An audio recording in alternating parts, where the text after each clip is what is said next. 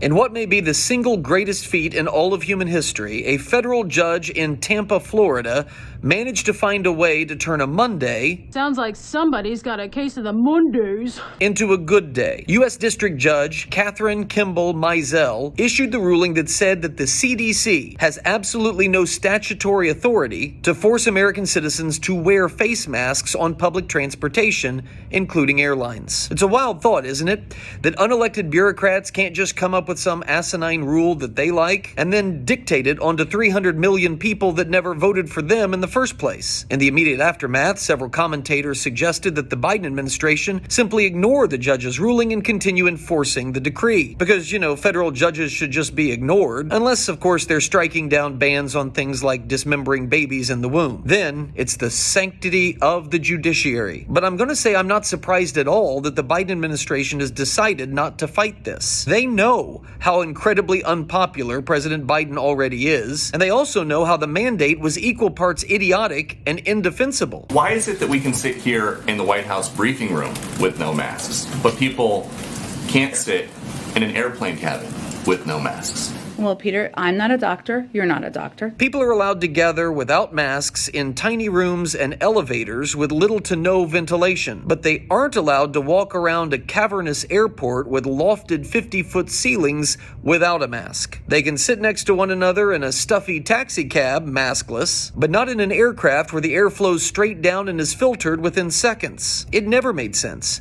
But now the Biden administration can simply blame some crazy woman judge that Trump appointed so that they don't lose the vital support of the perilously paralyzed masker base. People like Deb, who you will find still wearing her mask. Or this MSNBC reporter who frets that the left-wing American Bar Association rated the judge not qualified, so apparently we just can't trust her or something. Or this professor of medicine who says that if the airlines don't make their flight attendants wear masks, people will cancel their flights. Meanwhile, out of the land of make-believe, the reaction from the rest of the country that still prefers science to superstition seemed to be somewhat more excited about the news.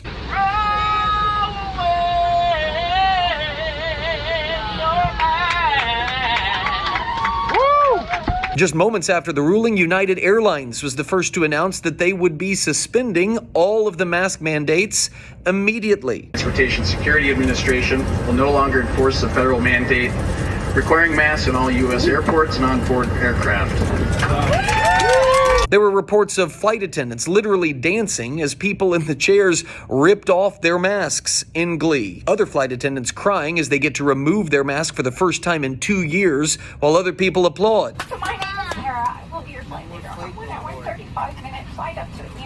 Pilots announcing mid-flight that the mandate had been lifted, and if you felt comfortable, you could remove your face diaper. It's over immediately.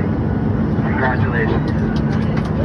In just a matter of hours, joining United was Alaska, American, Delta, JetBlue, and Southwest. All of the major airliners declaring that masks are no longer required. And I have just one question.